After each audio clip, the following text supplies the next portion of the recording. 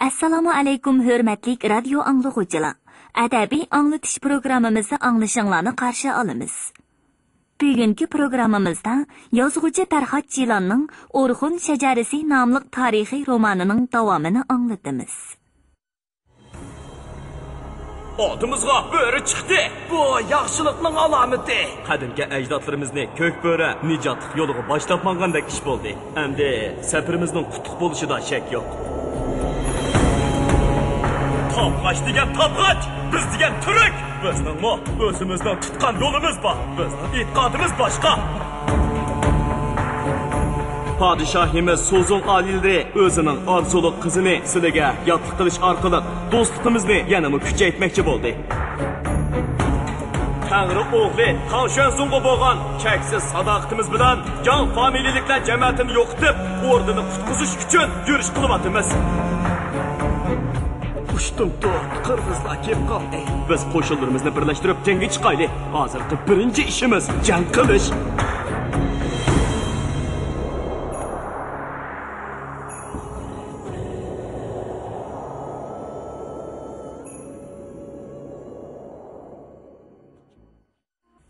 Jang bo'ldi.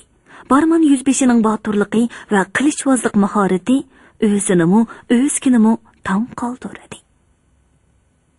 Onun qilichining zarbisidan odamlar, otlar keyni-keynidan mo'llaqlab tushgili turdi. Jang davomida o'tamishmi o'zini ko'rsatdi. Umu boturlikda barmandan qilishmaydi. Bu qaytamqi jangmi xuddi qora bolg'osun yayloqlarining hamma joylarida bo'layotgan cho'ng kichik janglarga o'xshashla qahramonlik dostonlarining o'lgisi bo'lib qoldi. Qirg'izlarning talofati bu qaytimqi jangda ko'proq bo'ldi. Qanchalik vaqt o'tdikin, ishqilib oxiri jangning oyoqlashadigan paytumi keldi. Qirg'izlar jangning bak uzoq so'zilib ketishini xohlamaydi. Ular boshqa Uyg'ur qo'shinlarining kelib kelishidan ansirab chekindi. Ammo Barman o'z jangchilarini to'xtatmadi. Ular qirg'izlarning keynidan xuddi ko'langida qilishmay kelaverdi. O'tamish etini cho'l bo'rinidek uchiritib, qechib ketayotgan qirg'izlar orasidagi yaltiroq tavarton kiygan bir katta boshqa yetishib oldida egardan sakrab chiqib, uning o'zini otdi. Bu senmiding asi munofiq? Bu tutqun kulik bog'a tarqan edi. Barman yuzbeshi qilichini qinidan sug'urib oldi. Kulikning chiroyi tatirib ketdi. To'xtab tur Barman, men senga tushundiray. Men sening boshliqing. Sen bilan ikkimiz Kulikbekka qarshi kurash qilgan-ku. Men Kulikbekni jazolab, qonunli qog'onni taxtga chiqarish uchun Ojudan yordam so'radim. Barman qilichini g'azab bilan chopdi. Kulik bog'a tarqanning beshi bir yoqda, teni bir yoqda yetib qoldi. 9-bob. Ufqda Tangritog' bo'stonlari. Ojuga o'g'lining o'limi bakmo eg'ir keldi. Bir necha kunning ichida u o'ruqlab, yuzidagi qo'riqlari ko'payib, muhjiyib qolgan edi. Qaramoqqa u biroqla 10 yosh qayrib ketgandek ko'rinadi. Shuning bilan bir vaqtda u intayin asabiylashib, o'g'li uchun qisos elish istagi uning bag'rini o'rtab kavob qildi.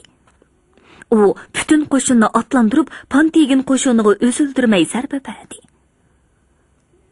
Pantegin son jihatda mutlaq ustunlikni egallab turayotgan qirg'iz qo'shiniga qarshi qon kechib kurash qilib chekinmoqda edi. Chekinib nag bormas. Boshda o'ga tegini tepib, uning bilan birlashaylik. Ondan boshqa bay to'ralarning qo'shinlarini birlashtiraylik. Shunda qilib ular o'ga teginni o'tayotgan tog'larning ichkirisidagi bir yerdan topdi. Ay, o'ga tegin. Dunyo nim bo'lib ketyapti. Sen nima qilib yuraysan? Burun Kulikbekni og'diraylik deb hammadan bakrak qaynab yuratding. Endi beshingni ichingga tiqimabsan-ku. Burun meni Kulikbekka qarshi chiqmading, qo'rqinchoq deb ayblayding. Endi seni nima desam bo'ladi? Nemanchi keraksan Pantegin?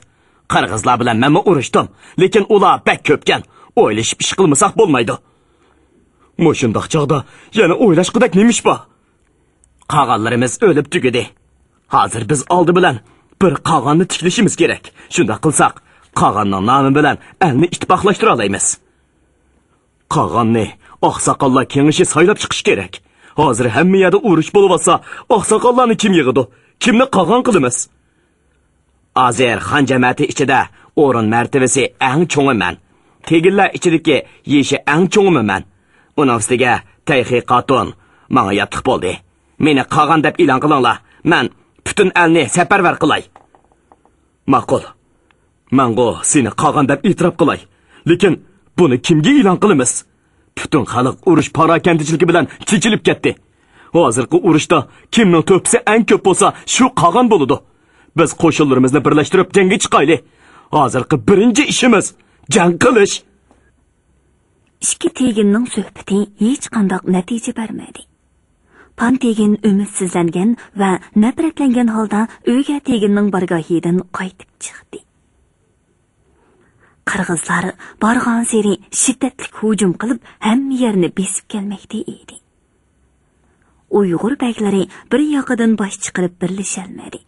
Ularning har qaysisi o'z yurtini, o'z uyini qo'g'daymiz deb yakka yegona holda elishib, natijada hech narsani qo'g'day olmay, kayni-kaynidan ter-peran bo'lib, har yoqlarga chechilib qochmoqda edi. Puhralarni vahima bosdi. Qari Balg'ason yayloqlarida qari bodon deb atalgan avom puhralar ot va tugilarga yuk taqinlarini ortib, horvalarga bola chaqinlarni o'ltirg'izib, naga berishini o'zlari bilmay tinab yurishadi. Qirg'izlarning oldin yurar qismlari o'ylamagan yerdan ushtum-tut paydo bo'lib qoladida, qechib ketayotgan puhralarni urib chepib, ot uloq va mol-mulkini bulab ketadi. Bu qaytimmo shundoq bo'ldi. Barman jangchilar bilan dalada ketib boradi. Ushtum-tut yiroqdagi do'ngning kaynidan otliq, tugilik, horvilik va piyoda odamlar chiqib keldi. Ularning orasida yosh qiyri, ayol, kichik bolalar mo bor edi. Barman etining beshini burab, shularning oldiga bordi. Ayollar va bolalar ho'ngrab yig'lamoqda edi. Qirg'izlar! Qirg'izlar! Tugiga meni olgan taqirbosh buvay ko'z yeshini olqini bilan surtib, ahvolni tushuntirdi. Ey makonlarimizni tashlab kechib ketavatdik. Ushtum-tut qirg'izlar kelib qoldi. Ular bizga qul bo'lsanglar o'ltirmaymiz deb bir muncha odamlarimizni tutib ketishdi. Biz aran kechib qutuldik. Yigitlar, olg'a! Ular otlarini choptirib ketishdi. Ancha uzoq o'tmaylar yiroqda ketayotgan qirg'izlarni ko'rdi. Qirg'izlar qulluqqa tutilgan 30-40 tak odamni oldiga selib, asta ketayotdi. Qaraganda qirg'izlar xeyli ko'p bo'lib, Barmanning jangchilaridan 5-6 hassa ortiq edi. Bular bir-biriga burkutlardek etilib kelishdi. Hayot mamotliq tangsiz jang bo'ldi. Her ikki tarafning jangchilari quturgan qoplonlardek hayvat bilan bir-biriga tashlandi. Tutqunlar qiyachiya qilishib har taraflarga qechishdi. Barmanning fidoilari xuddi mo'ldir tekkan boshaqlardek qirilib to'kilmoqda edi. Nima degan bilan mum bir odamning 5-6 odamga teng kelalishi tas bo'ldi-da. Oxiri qirg'izlar ustunlikni egalladi. Barmanning jangni davomlashtirgudek jangchilar mo qolmadi. Jang maydoni qalaymoqonlashib ketdi. Ba'zilari urishayotgan, ba'zilari qichayotgan, yana ba'zilari qo'g'layotgan. Dal shu chaqda o'tamishning ko'zi yilqi tutqunlarga tushib qoldi. Ularning ba'zilari egsiz qolgan otlarni tutib qochmoqda. Ba'zilari beshi qo'ygan taraflarga yugurib, o'y cho'nqurlarga mo'kinmoqda edi. Qirg'izlar ularni qo'g'lab, ba'zilarini qamchi bilan sovib, ba'zilarini qilish bilan chonib, ba'zilarini qil orqonlar bilan bog'lab, otqi so'ritib elib kelmoqda edi. Kiyimlari yirtilib, chochlari chuvilib ketgan bir yosh qiz chir-chir chirqirab, xuddi ovchidan qochgan kiyik bolasidek yugurib kelmoqda edi. Aytizim!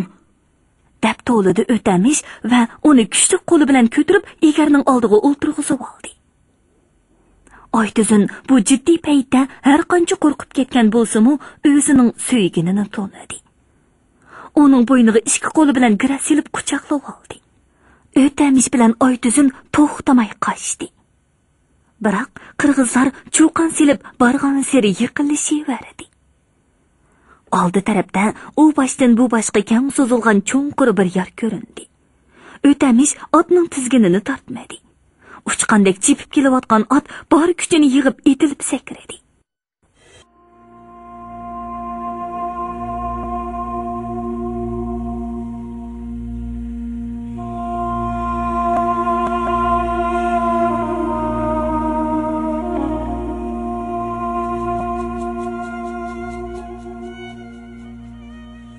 Aşık məşuqlarını elib uçqan at, xuddi küldən qanat qeqib götürülgən xozdek, muallaqda bir tipirlidi-da, yorning qarshi qishig'i yetolmay pastga tushib ketdi. Yor levidagi ot tuyoqlaridan yemirlab tushgan tosh to'pilar ularning ustidan to'kilib ketdi. O'tamish yorning u chetiga sakrab o'tib ketalaymiz deb o'ylagan edi. Afsus. Bir jib oshiq ma'shuq eti bilan qo'shilib, ko'z yetkusiz cho'nqur yorning tegidagi cho'qchib chiqib turgan qo'ram toshlarga urilib, bu dunyodan vidolashdi. Barman 105 o'yman yerda hushidan ketib yotadi. Qanchalik vaqt yotdikin, ish qilib hushiga kelib ko'zlarini ochganda, butun atrofda jimjitlik hukm surmoqda edi. Barman qattiq og'riyotgan beshini ikki qo'li bilan changallab uzoq o'ltirdi. Ushtumtut bir chetdan shig'ilning shiriqlagan tovushi anglandi.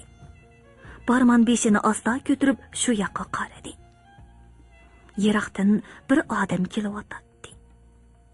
Bu odam o'zmi, dushmanmi? Barman qimir qilmay uningga qarab o'ltiraverdi. O'z bo'lsa-mu, dushman bo'lsa-mu, nimjon holatda o'ltirgan Barman chorasiz edi. Yo'chun odam yaqin keldi. Barman 105, bu senmi? Ha, senmiding basan qara. O'g'lim o'tamish qani. Barman, o sen bilan birga ketgan edi-ku. U boshdan oyoq men bilan birga bo'ldi. Bugungi jangimi biz bilan birga kelgan edi. Ha, ondan keyinchi u qani. Ko'rmayapman basan qara. Men texiyli hushimga keldim. Men sendan o'tamishni ko'rdingmi deb so'ray deb turatdim. Basan qara har bir jasadni ko'rib, yuragi echishgan holda. Emas, bu emas. Shu tariqada u butun jang maydonini olib qo'ymay oralab chiqdi. Yo'q, u yo'qkan. Balkim qechib qutulgandi. Oy tuzunmi tepilmadi. Otang topar bo'ynada. Otam qirg'izlar ordun baliqqa hujum qilishdan 2 kun ilgari kasaldan saqiyolmay tugab ketgan edi. Ajdodlarimizning pok ruhlari uni xushal qilsin. Oy tuzunning otisi tugal bo'g'uchi. Uni texe baya ana oviyaga ko'mib qo'ydim. Biz hammamiz yurtdoshlar bilan birga ko'chib ketayotgan edik. Oy tuzun qizmo otisi bilan birga edi. Keyin qirg'izlarning hujumiga uchirdik. Ondan sizlar keldinglar. Yolg'iz malla qechib qutulibdiman. Qirg'izlar ketgandan keyin qaytib kelib, tugal bo'g'uning jasdini topdim. Lekin uning qizi nega ketgandi? U qizni qirg'izlar tutib ketgan bo'lsa kerak. Endi qanday qilamiz? Nega boramiz? Qanday qilatdiq? O'zimiznikilarni izlab tepishimiz kerak. Ular ikkisi jang maydonidan yaxshiroq qilich, xanjarlarni tanlab olib, kamarlarga osdi. O'qya va o'q qachilangan sadoqlarni yelkanlariga ortdi.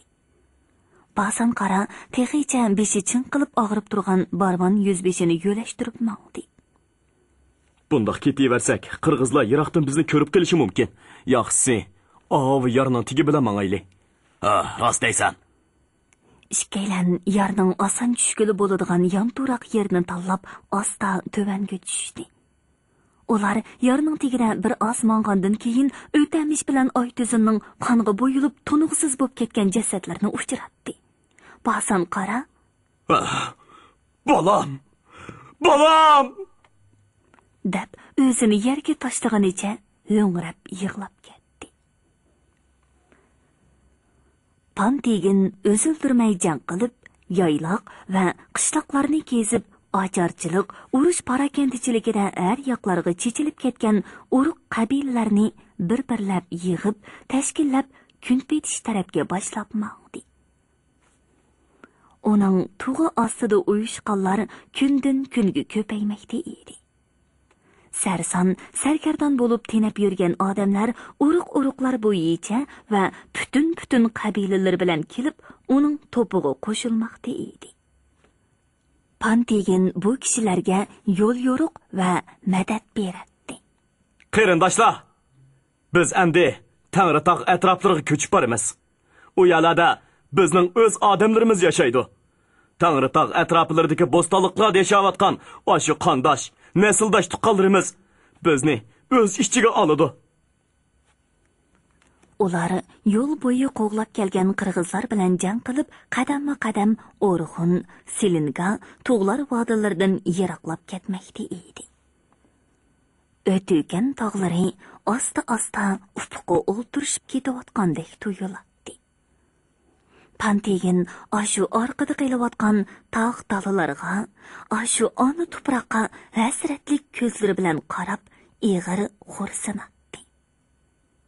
U Uyg'ur qabilalarining ko'p qismini 9 O'g'iz qabilasining atrofiga uyushtirib, tashkillab mong'on bo'lsa-mu, yana bir qism o'ruk qabilalar uningga qo'shilmay, har taraflarga chechilib ketdi. Ularning ba'zilari Sadijin sepilining sharqiy uchiga to'g'ri keladigan yerlarda makonlashgan Tatabi qabilasining orasiga berib panohlik topdi. Ba'zilari uningdan yiroqqa o'tib, Amur daryosi vodisida ko'chman chorvachilik qiladigan tatar qabilalariga qo'shilib ketdi. Faqat o'yga tegilla hech yoqqa ketmay, O'rxun yayloqlardan yo'tgilib yurib, qirg'izlarga tegish qilmoqda edi. U o'zini Uyg'ur xalqining qog'oni deb e'lon qilgan bo'lg'achqa, bu yerlarni osonlikcha tashlab ketishga ko'ngli unmaydi. Pantigin texi yaqindala uning bilan ko'rishib, g'arbga birlikda ko'chish taklifini bergan edi. O'rgatigin unimadi. Yo'q, sen mening qolgan bo'lishimni qo'llamadan. Ikkimizning yo'limiz boshqa. Men janubga boraman. Tabg'ashlarning yeriga berib, ulardan yordam olaman. Tayqiqotun mening ilkimda. Shunga tabg'ashlar menga yordam beradi. O'rgatigin biz bilan birga ko'chgan bo'lsa yaxshi bo'ladi. Keyin uni rasmiy qolgan qilsaqmi bo'ladi-ku. Biz haq bak bo'linib ketdik. Zodi birlashalmadik. Vaziyat har jihatdan bizga foydasiz bo'layotgan bunday sharoitda odamlarimizni yig'ib, kuchimizni birlikka keltirib, xalqimizning hayotligini saqlab qilishimiz kerak. Bizning fazilatimiz yo'qolganmi? Hech kimning gapini hech kim anglamaydi. Hammasi o'zini birinchi deb chog'laydi. Xuddi birinchi bo'lganlar boshqalarning gapini anglamaslikka, boshqalarning boshqurishiga bo'ysunmasligi kerakdek yo'g'onchilik qilishidi. Bir odam boshliq bo'lib tiklansa, boshqalar uni qo'llash va yor yo'lakda bo'lish emas, aksicha uni g'ajaydi. Uning ortiqchiliklariga ko'z yumib, hamon qusur topadi. Uning aybini ichib, kamchiliklarini mubolag'alashtirib, uning yuzini to'kishga, oxir uni qatordan yo'qitib o'tishga tirishidi. Hammasi men bo'lsam debla turishidi. Raqobatlashmasdan dushmanlashidi. Xuddi boshqalarda, jumladan o'zida hech qanday kamchilik bo'lmaydigandek chalvaqib ketishidi. Ilgirki vaqtlarda biz inoq, ittifoq bo'lganligimiz uchun hech kim bizga tankilanmagan edi. Qudratlik tong sulolasining halok bo'lish girdobiga opirib qo'ygan Anlushan, Shisimin qo'shinlari bizdan daksini yegan edi. Qirg'iz, Qarluq, Bosmil, Tatabi, Qiton, Tatar, Oshina qatorli qabilalar birlashib hujum qilibmi? bizning bir tal tukimizni tavirtalmagan edi. Endi yolg'iz qirg'izlar o'zila. Qaranglar, ishga odam kelyapti. Cheksiz ufuq siziqidan piyoda kelayotgan ishga odamning qarasi ilg'a qilindi. Bir necha yigit otlarini choptirib shu tarafga ketdi. Uzoq o'tmay, yeliqi ishga odamni otlarga mingashtirib qaytib keldi. O'ruqlab, mavdursizlanib, oranjini qolgan bu ishga odam Basan qori bilan barmon yuz peshi edi. Panteginning odamlari ularga suv, talqon berib qo'rsoqlarini to'qladi va o'zlari haydab ketayotgan yilqi ishchidan ishga otni ularga hadiya qildi. Barman ularga minnatdorlik bildirdi. Tashakkur qarindoshlar. Biz cho'lda o'lib tugishadigan bo'ldik deb o'ylagan edik. Bizni qutqizib qoldinglar. Basan qara gap qilmadi. U barliq yaqin kishilardan ayrilib, yegani o'zi qolgan bo'lg'achqa aytib tugatkisiz qayg'u hasrat uni garon qilib qo'ygan edi. U o'zining qutulib qolganiga xushal bo'lgandekmi ko'rinmaydi. G'arbga ko'chish to'lqini shu tariqada yangi odamlar bilan to'liqlanib, kundan kunga ulg'ayib ilgirlamoqda edi. Va holanki, qirg'izlarmi bo'ldi qilmadi. Ularning yiroqqa yurar qismlari ushtum-tut yopirilib kelib, sarba berib turadi. Barman bilan Basan qara to'pqa qo'shilib 2 kundan keyin qirg'izlarning xeyli zo'r qo'shini hujum qilib keldi. Panteginning jangovar qismlari oila tavobat va mol-mulklarini qo'g'dash uchun qirg'izlarning oldiga chiqib to'sib zarba berdi. Xuddi har qaytimqidek intayin shiddatlik, rahimsizlarcha qirg'in qilish jangi boshlanib ketdi. Salomatlikka asliga kelib qolgan Barman bu qaytimqi jangda ajoyib botirlik ko'rsatdi. Aynakdek chaqnab turgan o'tkir qilichini shu qadar kamolatga yetgan mahorat bilan chopatdiki, har chopqanda birini yiqitmay qo'ymaydi. U o'lim, xavf xatar degan so'zlarning ma'nosini unutgan edi. U qilichini shuncha chaqqonlik bilan u yong'imi urib, kayni-kaynidan zafar quchib, to'xtamay ilgirlab ketaverdiki, uning shuncha bitmas tugamas kuch-quvvatni nadin topganligini tushunish qiyin edi. U go'yoki bir o't, go'yoki bir qisas xanjari edi. Halbuki o'tningmi o'chadigan vaqti, xanjarningmi sunadigan misollari bo'ladi. Go'yoki mazmut qarag'ay o'rilib tushgandek bo'ldi. Barmanning eti beshiga qilishib, xuddi osmondan uchib tushgan yarador burkutdek yerga ko'p qilib yiqilib tushdi. Barman Baturning o'ng puti otning ostida besilib qoldi. Batur putini chiqarib olish uchun kuchinib tirishib baqdi. Lekin amal bo'lmadi. Shu hamon qirg'iz askarlari uning ustiga bostirib kelib, uni har tarafdan qilishlab, qiymi-chiymi qilaverdi. Pantegin o'z odamlarini boshlab g'arbga yurishni davomlashtirmoqda edi. Halokat dengiziga o'xshab qolgan jang maydoni asta-asta orqada qolmoqda. Qirg'izlar ig'ir talafot tortib chekinib ketdi.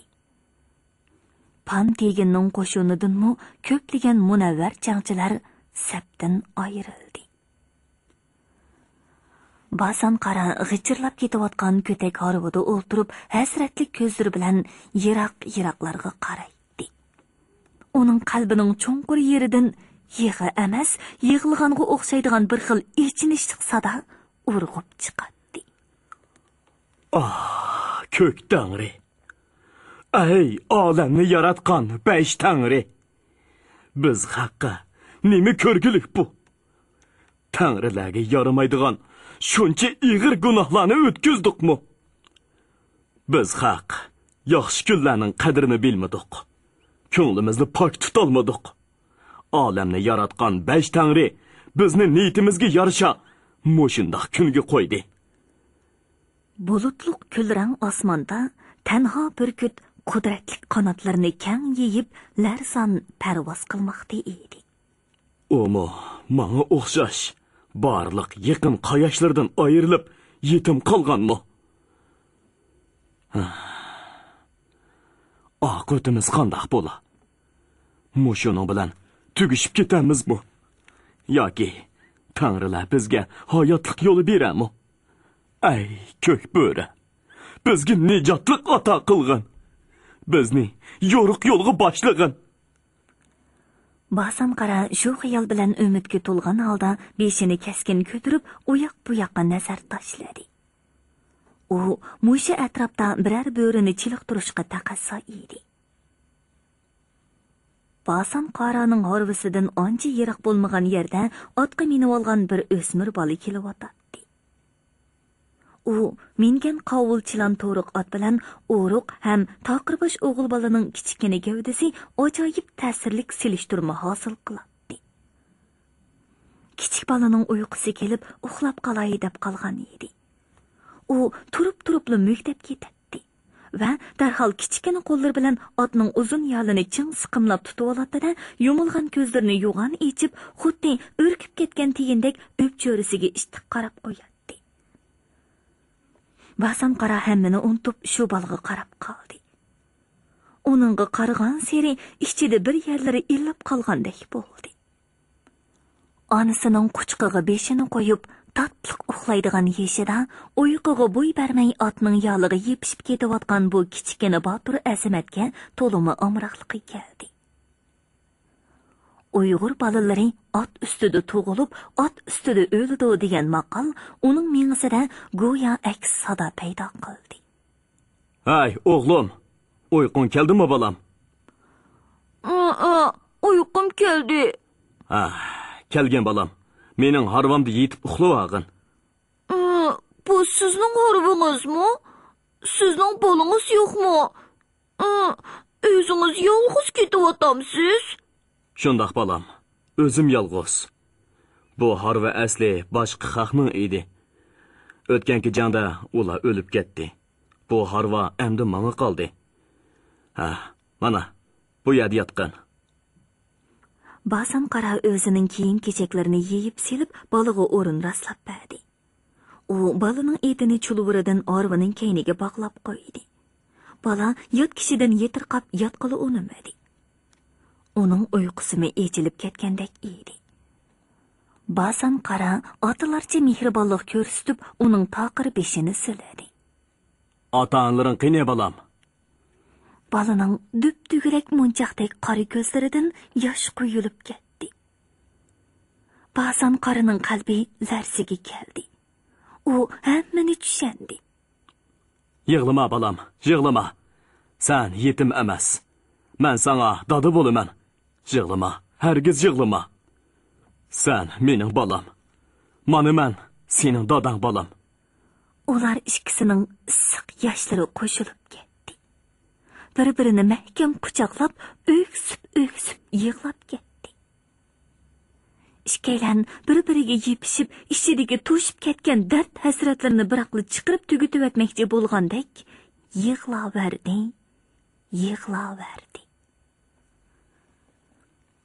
Bantigin o'zining yulduz qashqili qora etida bahodirlarcha salobat bilan o'ltirib, o'tkir ko'zlarini ufqdan uzmay sap oldida ketyotdi. Uning ko'zlaridan umuman butun turqidan po'latdek iroda, tutmas tugumas kuch g'ayrat chiqib turadi. On minglagan odamlar xuddi Tangriga tevingandek uningga ishinib, uningga ergashib kelmoqda edi. Poyonsiz dalining cheki ko'rinmaydi. Turib yiroqdagi ufqda qo'lanlar yoki jaran, bo'ykanlar to'p-to'pi bilan ko'rinib qoladi. Bundaq chaqlarda Pantiginning uchquri arg'amoqlarga mingan yosh navkarlari o'qiyalarini tayyorlab, ularning keynidan qo'g'lab ketadi. Boshqalar yana tartibni buzmay yurishni davomlashtiradi. Kishilar shu topda o'zlariga oziq bo'ladigan yovvoyi hayvonlarni ovlashdanmi bakrak bo'rilarni uchirtishga oldiraydi. Ularning bu orzusi amalga oshdi. er va ayollar birdek xushal cho'qan ko'tarishdi. Bo'ra! Bo'ra! Ana qaranglar! Bir top bo'ri keldi! O tarafda bo'ri bor ekan. Hamma odamning ruhi ko'tarilib, ko'zlari shodiyani chaqnab ketdi.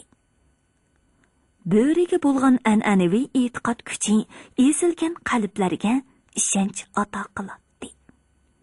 Odamlarning jiniga jon, kuchiga kuch qo'shilgandek bo'ldi. Ba'zan qara mushu eg'ir kunlarda taqdiri qo'shilgan yangi o'g'lini bir qo'li bilan quchoqlab, ikkinchi qo'li bilan yiroqni ko'rsatdi. Ko'rdingmi bolam? Ov bo'rlarni ko'rdingmi? Dodo, men horvida o'ltirmayman. Itimni minaychu, bo'rilarga yaqinroq berib ko'rib boqay. Ma'qul o'g'lim. Yigitdek gap qilding.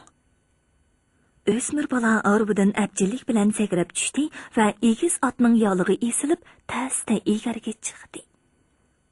Shu arada kimdir biri unli xitob qildi. Qaranglar! Oldimizda daraxtlar ko'rindi.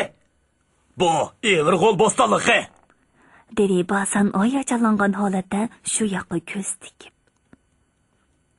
Pantigin xuddi avvalgidekla bahodirlarcha qiyofat va ulug'vor salofat bilan odamlarni tangri taqi tutashgan oshu Evirg'ol bo'stonligiga boshlab ketaverdi. Onunga yondashib kelayotgan bayroqlarning qo'lidagi oltin rangli bo'ri beshining shakli tushirilgan ko'k bayroq Evirg'ol tarafdan so'qiyotgan mayin shamolda echilib, yepilib, sho'x lapildamakda edi. Orxon haqida suhbat. Xotima o'rnida. Muallim, men yaqinda Orxon shajarasi nomli romanni o'qib chiqdim. Uyg'ur qabilalari Panteginning rahbarligida Qo'mul bo'stonligiga yetib kelganda roman oyoqlashdi. Keyin qanday bo'lgan? Qaraganda sen bu romanga qiziqib qopsan-da. Tirishchan o'quvchiliging bu gaplaringdanmi chiqib turadi. Amsa anglab qo'y. Orxondagi Uyg'ur xalqi yemirilgandan keyin Uyg'urlarning asosli qabilalari birlikni bozmay, Panteginning rahbarligida g'arbga ko'chib, hozirgi Qo'mul, Turpan, Jimsar atroflaridagi joylarga o'ltiraqlashdi. Keyin ular Turpan va Jimsarni qo'sh ostona qilgan Idiqot Uyg'ur xalqini barpo qildi. Undan keyingi vaqtlarda bu xalqning chegaralari janubda, hozirgi Kucha, shimol va g'arbda Emil va Eli daryo vodilarigacha kengaydi. Muallim, Orxon yayloqlaridagi Uyg'urlarning hammasi Idiqot xalqida makonlashdimi? Yo'q. Bir qism Uyg'urlar hozirgi Gansu o'lkasiga tava joylarga berib, u yerda Ganju Uyg'ur xalqini qurdi. Yana bir qismi O'ttira Tuzlan rayoniga ko'chib ketdi.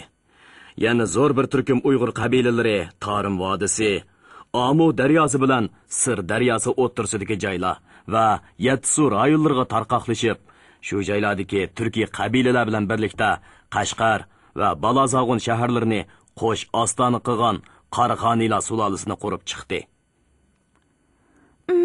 Muallim, Orxon Uyg'urlari nima uchun boshqa yerlarga bormay, mush yerlarga kelgan? Chunki bu yerlarda azaldan Uyg'ur qabilalari yoki ularga tuqqan qabilalar yashab kelgan. Shunga Orxonliklar bu yerlarga kelib asoli o'zlashib ketdi va o'zlarining yangi xalqlarini qurib chiqoldi. Qirg'izlarning shu qitimqi hujumi va zo'r g'alabasining oqibati qanday bo'ldi? Uyg'ur qabilalari ko'chib ketgandan keyin Orxon yayloqlarida qaysi xalqlar qoldi? Uyg'urlar ko'chib ketgandan keyin Qirg'izlar Orxon, Selinga vodilaridagi go'llanishga boshlagan shaharlar va ekinzorliqlarni vayron qilib, bo'laydiganni bo'lib, oladiganni ilib, yana o'zlarining yayloqlariga qaytib ketdi. Shundan keyin u joylarda uzoq bir tarixiy davrlar davomida shahar madaniyati qaytadan bosh ko'tarolmadi. Keyingi vaqtlarda bu joylarda hozirgi Mo'ng'ul xalqining ajdodlari va yana bir qism turkiy tilli qabilalar o'zlarining baglik va xalqlarini qurdi. Chingizxon Mo'ng'ul qabilalarini birlikka keltirgandan keyin u yerlar Mo'ng'ullarning birlikka kelgan vatani bo'lib qoldi va hozirgacha shundoq bo'lmoqda. Muallim, Orxon xalqi nima uchun yemirildi? U chaqdagi Uyg'urlar pek ojizmidi yoki madaniyat orqada qolganmidi? Orxon Uyg'ur xalqi intayin qudratli xalq edi. Uning zimillari janubdagi Sadachin sepilidan shimoldagi Yensay daryosi va Bayqal ko'li rayonlarigacha, sharqdagi Xilonjang daryosidan g'arbdagi Oltay tog'larigacha bo'lgan keng rayonlarni o'z ichiga olgan va shu joylardagi barliq turkiy tilli qabilalarni birlikka keltirgan edi. Uyg'urlar O'rta Tuzlan rayoniga bir necha qitim qo'shin chiqarib, dunyo tarixida kuch-qudrati va buyuk madaniyati bilan mashhur bo'lgan Tang sulolasining Al-Lushan Shisimin to'polonidagi halokatdan saqlab qolgan. Mushu faktlardan qaraganda, Orxon Uyg'ur xalqining Osiyo cho'ng quruqligidagi intayin kuchli bir ijtimoiy gavda bo'lganligini ko'rgili bo'ladi. Barliq turkiy xalqlar ichida Uyg'urlar birinchi bo'lib shahar madaniyatini o'zlashtirgan va dehqonchilik ishlarini boshlagan. Demak, ayni davrda Uyg'urlar yayloq xalqlari ichida madaniyatda boshlamchilik rolini o'ynagan. Bu xalqning yemirilishida murakkab ichki tashqi sabablar bo'lgan. Bu sabablarni maxsus tema sifatida ayrim tadqiq qilishga to'g'ri keladi. Oddiylashtirib aytganda, mundaq deb tushuntirishga bo'ladi. Xalq tavasida oda bir necha yil qurg'oqchilik ofati bo'lib, chorvamonlar qirilib ketdi. Al ichida yuqumli kasallik tarqaldi. Ocharchilik bo'ldi. Aholi boshqa joylarga ko'chib tarqalib ketdi. O'rtada siyosiy muqimsizlik avj oldi. Qag'on o'zining huquqini yurgizolmaydigan holat shakllandi. Bir muncha urug' va qabilalar xalqdan bo'linib chiqib, ayrim bo'lib oldi. Xalq parchalanib ketdi. Bo'linmay qolgan 9 O'g'uz, To'lis, Basmil qatorli qabilalar ichidami birlik, ittifoqlik ojizlashdi. Xalqning burunqi saltanati zavalliqqa yuz tutdi. Bundaq ahvolda 100 ming kishilik qirg'iz qo'shini hujum qilmagan bo'lsa-mu, Orxon xalqi o'z ichidan yemirilib ketishi aniq bo'lib qolgan edi. Dunyo tarixida mashhur bo'lgan qadimki Misr, Yunon, Rim imperiyasidek o'z zamonasining tangdoshsiz qudratli davlatlarimi keyingi vaqtlarda tadrijiy zaiflashib, oxir yemirilib tugagan edi. Bundaq misollar tarixda xeyli ko'p. Orxon xalqining yemirilishimi shundaq misollarning biri. O'xshamaydigan yeri shuki, bir qism qadimki xalqlar yemirilgandan keyin o'z deraksiz yo'qolib ketdi. Masalan, Hun, Qiton, Eftalit, Jurjon, Siyampi, Pachanak qatorliq nurg'ulg'an qadimki toifalarning hozir faqat tarixdagi nomini qoldi. Uyg'urlar bo'lsa, bir xalqqa yemirilsa, uningdan qudratli kerak, uningdan madaniyatli kerak boshqa xalqlarni qurdi. Tarixning neni dahshatlik bo'ron chopqinlariga bardoshlik berib, hozirgacha o'zining jo'sh urib turgan hayotiy kuchini namoyon qilib kelmoqda. Bu nuqtami yana alohida tadqiq qilishga tegishlik. Junxo millatlarining biri bo'lgan Uyg'urlarni bugungi dunyoda Osiyo, Yevropa va Amerika qit'asidagi bir qator olimlar har taraflardan tutib tadqiq qilmoqda. Asli mundaq ekanda. To'liq tushunib oldim. Rahmat muallim. Hurmatli radio anglag'uvchilar, yozuvchi Farhod Jilanning Orxon shajarasi nomli tarixiy romani mush yerda oxirlashdi.